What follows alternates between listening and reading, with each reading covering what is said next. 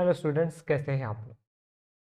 I hope आप सब बहुत ही ज़्यादा अच्छे होंगे और आपकी प्रिपरेशन भी बहुत अच्छी चल रही होगी। दोस्तों, आज हम देखने वाले हैं कार्डियोवास्कुलर डिसीज़। ठीक है, हम क्या देखने वाले हैं? Cardiovascular disease.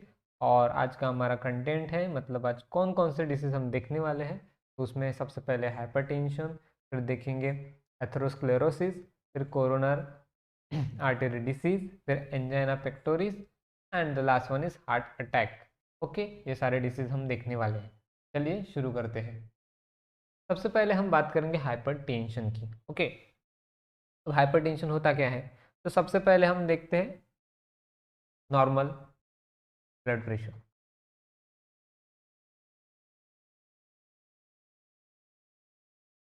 ब्लड प्रेशर क्या होता है? जब वेंट्रिकल, लेफ्ट वेंट्रिकल पंप करता है ब्लड को, तो वो आर्टरी के वॉल पे कितना प्रेशर डालता है उसे कहते हैं ब्लड प्रेशर। तो ये होता है सिस्टोल बाय डायस्टोल, मतलब दो होते हैं, systolic blood pressure, diastolic blood pressure. ये होता है 120/80 mm of mercury, that is mg। ये है नॉर्मल रेंज। तो हाइपरटेंशन क्या होता है? सपोज अगर ये प्रेशर बढ़ गया, मतलब सिस्टोल बाय डायस्टोल ये हो गया 140/90, इसे कहेंगे हाइपरटेंशन। ओके, नॉर्मल चीज़ों में बात करूं तो हार्ट, जो आर्टरी है उनके वॉल पे हार्ट कितना प्रेशर डाल रहा है, वो अगर नॉर्मल से ज़्यादा हो गया तो उसे क्या करेंगे? हाइपरटेंशन। और एक टर्म होती है हाइपोटेंशन। हाइपोटेंशन, इसमें क्या होता है? जो प्रेशर होता है वो कम हो जाता है, दैट इज 110/70। ठीक है, देखो इतना समझा? वीडियो के माध्यम से देखे, देखो मैं वीडियो आपको दिखा देता हूँ, यहाँ से आपको और अच्छे से क्लियर हो जाएगा। देखो, ये देखो, जब हार्ट ने ब्लड पंप किया तो ये आर्टरी क्या हो गई? एकदम से बड़ी हो गई। क्यों? इसमें प्रेशर ज़्यादा है, और ज़्यादा प्रेशर है इसलिए इसे हाइपरटेंशन कहते हैं। ठीक है, तो ये नॉर्मल चीज़ है, मतलब नॉर्मल चीज़ में 120/80 होता है, और जो हाइपरटेंशन है उसमें 140/90 प्रेशर होता है। ठीक है, इतना समझा? अब इसके रीज़न क्या क्या है, मतलब क्यों होता है?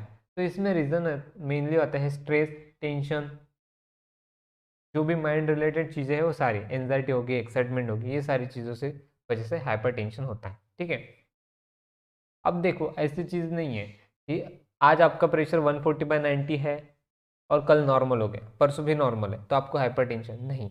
140/90 कंटिन्यूअस होना चाहिए। एक महीना हो गया, एक साल हो गया कि वही प्रेशर है, तो उसे कहेंगे हाइपरटेंशन। ठीक है, अब इस हाइपरटेंशन का कुछ तो भी बॉडी पे इफेक्ट भी होता होगा। तो ऐसे कौन से ऑर्गन है जिस पे इसका इफेक्ट होता है? सबसे पहले बात करते हैं हम हार्ट की। हार्ट पे इफेक्ट होगा, ऑब्वियस चीज़ है। देखो, अगर प्रेशर बढ़ रहा है मतलब हार्ट नॉर्मल से ज़्यादा काम कर रहा है, और जो भी चीज़ नॉर्मल से ज़्यादा काम करती है दिन ब दिन उसकी इफ़िशियंसी कम होती है, और इफ़िशियंसी कम हो गई तो ऑब्वियसली ये डिसीज़ होने के चांसेस ज़्यादा है। तो हार्ट को हाई प्रेशर ब्लड पंप करना पड़ेगा, इसलिए उससे डिसऑर्डर होने के चांसेस बढ़ जाते हैं। ठीक है, तो हार्ट के बाद ब्रेन में इशू होता है,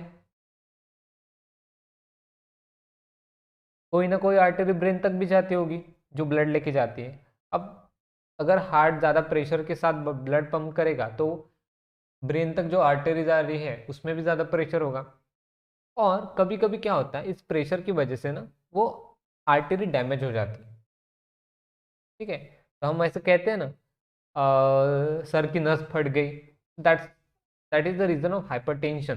ठीक है, उसे हम स्ट्रोक भी कहते हैं। ब्रेन डैमेज होने के चांसेस है, ब्रेन स्ट्रोक हो सकता है। तीसरी बात करूँ तो किडनी में इफेक्ट होगा, रीजन तो सेम है। देखो, किडनी में ग्लोमेरुलर फिल्टर होता है, उसे ब्लड कौन प्रोवाइड करता है? एफरेंट आर्टेरियोल उसे ब्लड प्रोवाइड करता है। अगर इस एफरेंट आर्टेरियोल में प्रेशर ज़्यादा होगा तो ग्लोमेरुलर फिल्ट्रेट में भी प्रेशर ज़्यादा होगा, और वो उसका ये इफेक्ट हो सकता है कि जो नेफ्रॉन होता है वो डैमेज हो सकता है, और एक बार नेफ्रॉन डैमेज हो गया तो उसे हम ठीक नहीं कर सकते। ठीक है, उसके डिसीज का नाम है क्रोनिक नेफ्राइटिस। क्या डिसीज का नाम है? Chronic nephritis.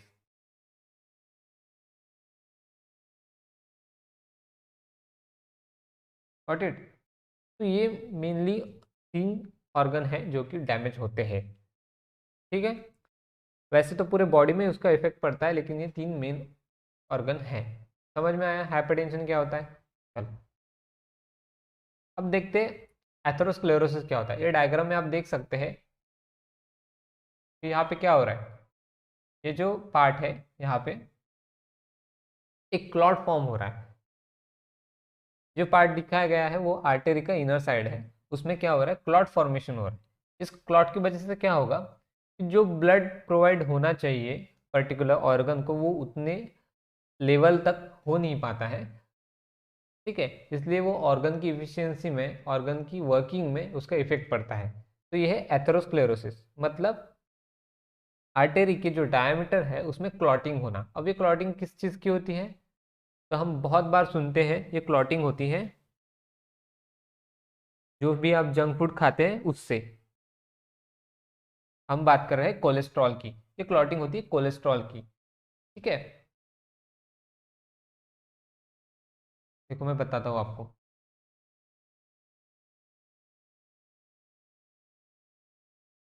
सपोज ये क्या है? ये है आपकी आर्टेरी। और ना, जैसे ही आप जंक फूड खा खा रहे हैं, एक्सरसाइज नहीं कर रहे, तो इसकी वजह से क्या होता है, आपकी बॉडी के अंदर बैड कोलेस्ट्रॉल जमा होना शुरू होता है। तो ये ऐसे ऐसे ऐसे ऐसे जमा होना शुरू हो जाता है। पहले कुछ दिन तो थोड़ा रहता है, पर धीरे धीरे ये ऐसे बढ़ने लगता है। ठीक है, और पर्टिकुलर टाइम के बाद हमें उसके इफेक्ट पता चल जाते हैं। चलो मैं एक अच्छे से आपको बता देता हूँ कि एग्जैक्टली होता क्या है यहाँ पे। देखो, सपोज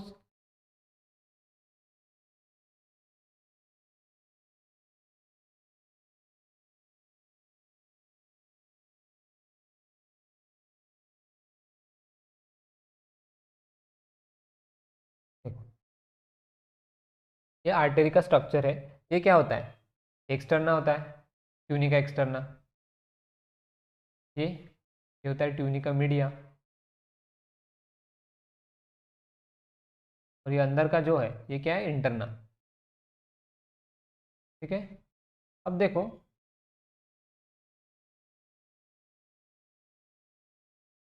क्या होता है यहाँ पे। धीरे धीरे क्लॉट फॉर्मिंग हो जाती है, और जब ये क्लॉट बढ़ता है तो ये क्लॉट इस लेयर को ब्रेक कर देता है। क्या हो जाएगा? ये जो बाहर की लेयर है इंटरना, ये ब्रेक हो जाएगी।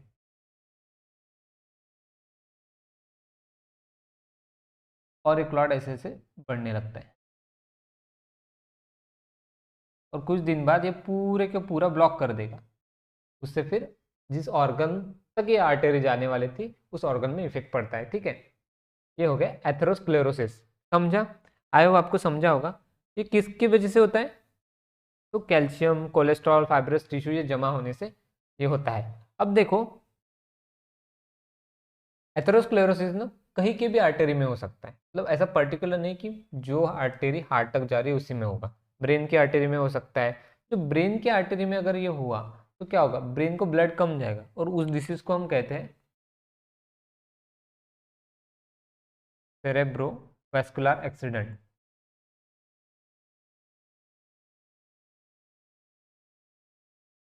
या फिर इसे ही स्ट्रोक भी कहते हैं, ब्रेन स्ट्रोक। ओके, और अगर किडनी में हुआ तो किडनी का ग्लोमेरुलर फिल्टर अच्छे से इफेक्ट नहीं, अच्छे से प्रोसीजर नहीं कर पाएगा, वर्क नहीं कर पाएगा। ठीक है, समझा एथेरोस्क्लेरोसिस क्या होता है तो? ओके, अब हम चलते हैं coronary artery disease, one of the same thing. देखो, एथेरोस्क्लेरोसिस में भी वही होता है, कोरोनरी आर्टरी डिसीज में भी वही होता है। बस एथेरोस्क्लेरोसिस कहीं पे भी हो सकता है, कोई भी आर्टरी में हो सकता है, लेकिन coronary artery disease coronary artery में होता है। फिर कोरोनरी आर्टरी है क्या? पढ़ाया हुआ है इसी चैप्टर में, बताता हूँ मैं। देखो, आर्टरी मतलब जो किसी ऑर्गन को ऑक्सीजनेटेड ब्लड प्रोवाइड करे, यही आर्टरी का मतलब होता है। बट कोरोनरी आर्टरी मतलब ऐसी आर्टरी जो खुद हार्ट को ही ऑक्सीजनेटेड ब्लड प्रोवाइड करती है। ठीक है, सपोज ये हार्ट है और ये कोरोनरी आर्टरी है। ठीक है, कोरोनरी आर्टरी, तो होगा क्या, इस आर्टरी में ना कोलेस्ट्रॉल ऐसे जमा होते जाएगा और कुछ टाइम बाद ये आर्टरी हो जाएगी ब्लॉक। अब ये आर्टरी होगी ब्लॉक तो हार्ट को ऑक्सीजनेटेड ब्लड नहीं मिलेगा, तो फिर हार्ट अपना काम अच्छे से नहीं कर पाएगा, मतलब अच्छे से ब्लड नहीं पंप कर पाएगा। ठीक है, तो इसी डिसीज को हम कहते हैं coronary artery disease. Okay, got it, समझ रहा है। इसे ना दूसरा नाम है एथेरोस्क्लेरोसिस हार्ट डिसीज।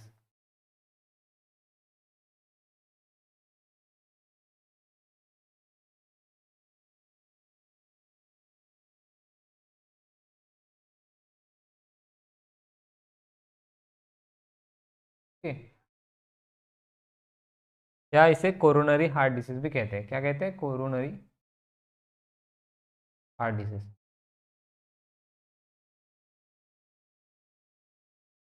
रीजन क्या है कि कोरोनरी आर्टरी में ब्लॉकेज क्रिएट हो गया, ये इसका रीजन है। ठीक है, इतना समझा। अब इसके बहुत सारे रीजन होते हैं, आपका डाइट हो गया, आपका लाइफस्टाइल हो गया, आपको कोई एडिक्शन है वो हो गया। ठीक है, अब इसमें कोई एडिशनल चीज़ें भी हम देखेंगे, दैट इज एंजिना पेक्टोरिस क्या होता है। देखो, सबसे पहले क्या हुआ, आपकी जो आर्टरी है उसमें क्लॉट फॉर्म हुआ। क्लॉट फॉर्म होने की वजह से क्या हुआ, हार्ट तक ऑक्सीजन नहीं गया, हार्ट को ऑक्सीजन नहीं मिल रहा, इसकी वजह से हार्ट अच्छे से वर्क नहीं कर रहा। तो हार्ट अच्छे से वर्क नहीं कर रहा तो क्या होता है, चेस्ट के एरिया में पेन शुरू होता है, चेस्ट पेन होता है, या फिर left side of body pain होता है। जैसे कि लेफ्ट आर्म में पेन हो गया, लेफ्ट लेग में पेन हो रहा है, लेफ्ट साइड में पूरा पेन हो रहा है, चेस्ट में पेन हो रहा है। तो ये जो पेन है इसे ही कहते हैं एंजिना पेक्टोरिस। इसे क्या कहते हैं, एंजिना पेक्टोरिस। ओके, तो एंजिना पेक्टोरिस नथिंग, जो कोरोनरी आर्टरी डिसीज में क्लॉट फॉर्म होने के बाद जो पेन होता है उसे कहते हैं एंजिना पेक्टोरिस। और जो ये एंजिना पेक्टोरिस है ये साइन होता है, अर्लियर साइन कह सकते हैं हार्ट अटैक का, जो हम देखने वाले आगे। समझा, एंजिना पेक्टोरिस नथिंग बट जो पेन हो रहा है उसे कहते हैं एंजिना पेक्टोरिस। ठीक है, इतना समझा। देखो, हार्ट अटैक की बात करते हैं। सबसे पहले क्या हुआ, पहले सीएडी हुआ, कोरोनर आर्टरी डिसीज, उसके बाद एंजिना पेक्टोरिस हुआ, मतलब पेन होने लगा।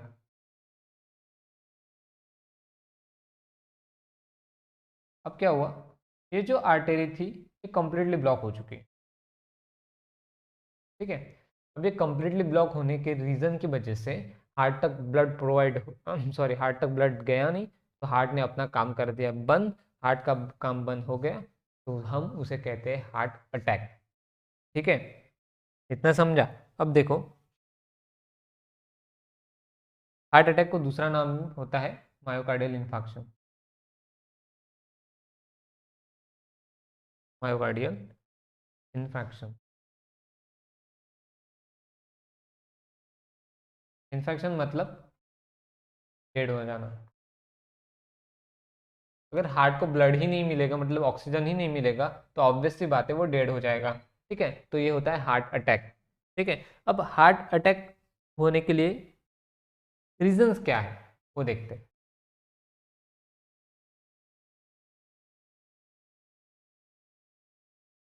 क्या देखना है, रीजन। सबसे पहला रीजन तो है जेनेटिक रीजन, कि आपके पेरेंट्स को किसी को हार्ट अटैक है, उनके पेरेंट्स को था, आपके पेरेंट्स को है हार्ट डिसीज, तो आपको भी होने के चांसेस है। ठीक है, अब इसमें आप कुछ नहीं कर सकते। ठीक है, आप ये काम कर सकते हैं कि आप हार्ट अटैक आने का, हार्ट डिसीज होने का टाइम डिसाइड कर सकते हैं। वो कैसे, अगर आप प्रॉपर डाइट रखेंगे, एक्सरसाइज करेंगे, तो हार्ट अटैक आगे चल के लाइफ में होगा, बाद में होगा। नहीं करेंगे तो जल्दी आ सकता है। तो ये आप कर सकते हैं। दूसरे होते हैं मॉडिफाइड मॉडिफाइड रीजन। अब मॉडिफाइड रीजन में क्या आता है? सबसे पहला तो डाइट। अगर आप कुछ भी खा रहे हो, जंक फूड खा रहे हो, मतलब समोसा हो गया, कचौरी हो गई, ये सारी चीज़ें, पिज़्ज़ा, बर्गर, ये सारी चीज़ें बहुत पसंद आती है आजकल के लोगों को। तो अगर आप ये सारी चीज़ें खा रहे हो, तो ऑब्वियस है वो बैड कोलेस्ट्रॉल है, वो धीरे धीरे आपकी नसों को ब्लॉक कर देगा और हार्ट अटैक के चांसेस बढ़ जाते हैं। दूसरी अगर मैं बात करूँ तो फिजिकल एक्टिविटी। अब आप बहाना दे देते हो कि सर मुझे तो पढ़ाई करनी है, मेरे पास टाइम ही नहीं है। 15 मिनट, आधा घंटा भी निकाल लिया आपने तो बहुत बढ़िया बात है। ठीक है, आपको फिजिकली एक्टिव रहना है, एक्सरसाइज करनी है। उससे आपकी हार्ट की हेल्थ अच्छी रहती है, तो हार्ट अटैक आने के चांसेस बहुत ज़्यादा कम हो जाते हैं। ठीक है। और तीसरी बात करूँ तो एडिक्शन। एडिक्शन जैसे अल्कोहल हो गया, अल्कोहल, सिगारेट, ये सारी चीज़ें, स्मोकिंग कर रहे हो, तो ये सारी चीज़ें इफ़ेक्ट करती है आपके हार्ट पे, तो हार्ट अटैक होने के चांसेस बहुत ज़्यादा होते हैं। ठीक है। तो देखो, ये जो 3 प्रोसीजर है ना, ये कंबाइन होती है। ठीक है, बट इसको अलग अलग नाम दे दिया। जैसे कि स्टार्ट होगा कोरोनरी आर्टरी डिसीज से, कि वो ब्लॉकेज होना शुरू हो गया, फिर क्या होगा, फिर एंजाइना पेक्टोरिस होगा, पेन होना शुरू हो जाएगा, और लास्ट स्टेज हो गया हार्ट अटैक। ये तीनों स्टेजेस है हार्ट के। पहली स्टेज कोरोना आर्टरी डिसीज, तीसरा स्टेज, दूसरा स्टेज एंजाइना पेक्टोरिस, और तीसरा स्टेज हो गया हार्ट अटैक का। ठीक है। अब हार्ट अटैक तो आ रहा है, हो गया। अब ऐसा है क्या जिसको हार्ट अटैक आता है वो बचता ही नहीं है? बचता है ना। हम बहुत बार सुनते हैं उसे हार्ट अटैक आया था, बट एंजियोप्लास्टी कर ली, या फिर बाईपास सर्जरी कर ली, और वो अब घर पे है, अच्छा है, तबीयत अच्छी है ना। तो ये सारे, ये जो ट्रीटमेंट्स हैं वो हम देखेंगे। देखो, कोई भी ट्रीटमेंट ना डायरेक्ट ऐसा तो होगा नहीं कि डायरेक्ट चीरफाड़ कर लिया, ऑपरेशन कर लिया, हो गया। नहीं, ऐसा नहीं होता। हमें कोरोना हुआ था, ठीक है। हमने सबसे पहले क्या किया? काढ़ा बनाया, काढ़ा लिया घर पे। फिर नहीं बैठा है तो हम हॉस्पिटल गए, छोटी मोटी गोलियाँ ले ली। अगर उसके बाद भी कंडीशन सीरियस हो गई तो फिर एडमिट हो गए, फिर मास्क वास्क लगा लिया, या फिर ऑक्सीजन मास्क लगा लिया। तो स्टेप बाय स्टेप जाते हैं। इसमें भी ऐसा ही होता है। बात करते हैं ट्रीटमेंट की। सबसे पहले, ये जो क्लॉट बना है उसके लिए बस्टर आते हैं, इसे कहते हैं क्लॉट बस्टर। ठीक है। ये क्लॉट बस्टर क्या कहते हैं? जैसे ही आपने पेशेंट को हॉस्पिटल लेके गए, तो डॉक्टर एक इंजेक्शन लेता है और एकदम से दे देता है। वो इंजेक्शन में होता क्या है, तो उसमें मैं आपको दो चीज़ें बताता हूँ क्या होता है। एक तो होता है स्ट्रेप्टोकाइनेज। क्या होता है? स्ट्रेप्टोकाइनेज। ये क्या है? ये क्लॉट बस्टर। आप इसको दे दोगे तो जो क्लॉट बना है वो बस्ट हो जाएगा, निकल जाएगा। ठीक है। और दूसरा होता है टीपीए। ये दोनों क्लॉट बस्टर के नाम है। टिश्यू प्लाज्मिनोजेन एक्टिवेटर, इसे क्या कहते हैं? Tissue plasminogen activator. ओके। तो ये होते हैं क्लॉट बस्टर। ये आप पेशेंट को लेके गए, डॉक्टर इमिडिएटली दे देगा। अगर इससे वो क्लॉट बस्ट हो गया तो ठीक बात है, नहीं हुआ तो आगे की प्रोसीजर क्या होती है। दूसरे में बात करता हूँ एंजियोप्लास्टी की। जो इस डायग्राम में, जो इस वीडियो में आपको दिखाता हूँ मैं, एंजियोप्लास्टी क्या होता है, देखो।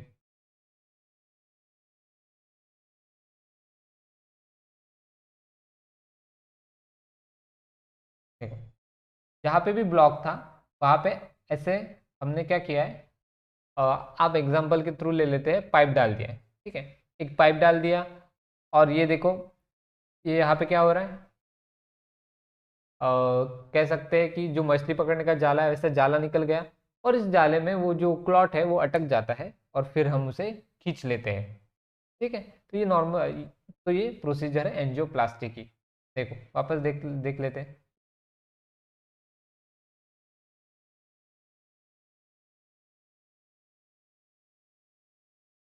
आया समझ में?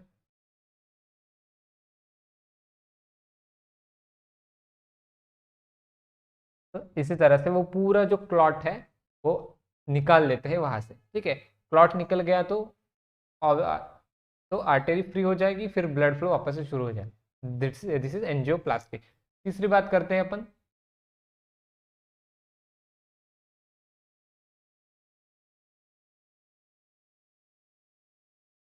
तीसरी बात करते हैं अपन, जिसे हम कहते हैं bypass surgery.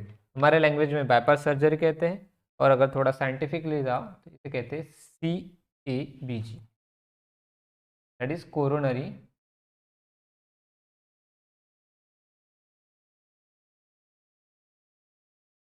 Artery bypass grafting. Grafting मतलब पुरानी चीज निकाल लो, नई लगा लो, दैट इज ग्राफ्टिंग। ओके। और कोरोनरी आर्टरी बाईपास ग्राफ्टिंग, जिस देखो सपोज ये हार्ट है और ये है कोरोनरी आर्टरी, इसमें है ब्लॉकेज। तो जिस जहाँ पे ब्लॉकेज है, ये क्या करते हैं, यहाँ से इसको बंद कर देते, ठीक है, इसको कर दिया बंद, और यहाँ से दूसरी आर्टरी लगा देते हैं, या फिर आर्टरी वेन जो भी है आप, वो लगा देते हैं। और फिर जो ब्लड इधर से फ्लो हो रहा था वो अब इधर से फ्लो होगा, ठीक है। इसे कहते हैं बाईपास बना लिया, ठीक है, कोरोनरी आर्टरी बाईपास ग्राफ्टिंग, ठीक है, जैसे इस डायग्राम में आपको बताया गया है। ये देखो, ये नई चीज़ इन्होंने लगा दी, बाईपास कर दिया, जो ऑलरेडी एक्चुअल आर्टरी थी उसको बंद कर दिया, और ये नई लगा लिया। तो that is coronary artery bypass grafting. अब ये वेन लेते कहाँ से? तो ये वेन जो है वो लेग से ली जाती है, पेशेंट के लेग से एक वेन निकाली जाती है, और वही वेन यहाँ पे एज अ बाईपास वेन करके लगा दी जाती है। अब क्वेश्चन आता यह है कि जो वेन निकाली जाती है उसका नाम क्या है? उस वेन का नाम है सेफनस वेन। क्या है? सेफनस वेन, ठीक है। ये नाम आपको याद रखना है, सेफनस वेन। समझ आया? तो ट्रीटमेंट तीन चीजें समझ में आई। पहला क्लॉट बस्टर, दूसरा एंजियोप्लास्टी, और तीसरा कोरोनरी आर्टरी बाईपास ग्राफ्टिंग। तो ये तीन ट्रीटमेंट थी, आपको ज़्यादा डीप में जाने की ज़रूरत है नहीं, इसलिए मैंने बताया नहीं, ठीक है। अब देखो, ये तीन चीज़ें हैं, heart attack, heart failure, cardiac arrest, बड़ा कंफ्यूजन क्रिएट करती है। आज आपका कंफ्यूजन दूर करेंगे। सबसे पहले हार्ट अटैक तो पता है आपको क्या होता है, मैंने बताया। अब देखो हार्ट फेल्यूर, आप आपके एग्जाम में फेल हो, क्यों? क्योंकि आप कैपेबल नहीं थे आंसर लिखने के लिए, सही बात है। जैसे हार्ट फेल हो गए, मतलब हार्ट कैपेबल नहीं था sufficient amount of blood pump करने के लिए, ठीक है। मतलब फेल्यूर ऑफ हार्ट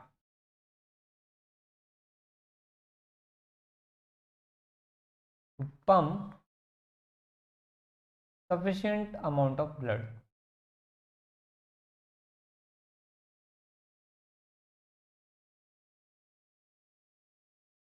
उसे क्या कहेंगे? Heart failure. तो कार्डियक अरेस्ट क्या होता है? इमेजिन एक पर्सन है, वो चोरी, किडनैपिंग, मर्डर, ये सारी चीजें करता है, ठीक है। अब एक दिन पुलिस आई, उसको अरेस्ट करके लेके गई। अब क्या हुआ, उसका काम धंधा तो बंद हो गया, वो अरेस्ट है ना।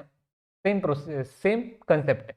कार्डियक अरेस्ट मतलब हार्ट का अरेस्ट हो गया, मतलब हार्ट कुछ काम का है क्या? नहीं। हार्ट ना ब्लड पंप कर पाएगा ना कुछ कर पाएगा, और अगर ऐसा हुआ तो क्या होगा? उस इंसान की, उस पर्सन की डेथ हो जाएगी, ठीक है। तो यह है कार्डियक अरेस्ट। हार्ट अटैक मैंने बताया, हार्ट फेलियर मतलब पता चला, कार्डियक अरेस्ट मतलब भी आपको पता चला। तो आज का वीडियो यही समाप्त करते हैं। मुझे आई होप आपको अच्छा लगा होगा वीडियो। अच्छा लगा है तो लाइक और सब्सक्राइब कर दीजिए, और मिलते हैं अभी नेक्स्ट वीडियो में नए चैप्टर के साथ। ये चैप्टर यही खत्म हुआ है अपना, ठीक है। Thank you so much.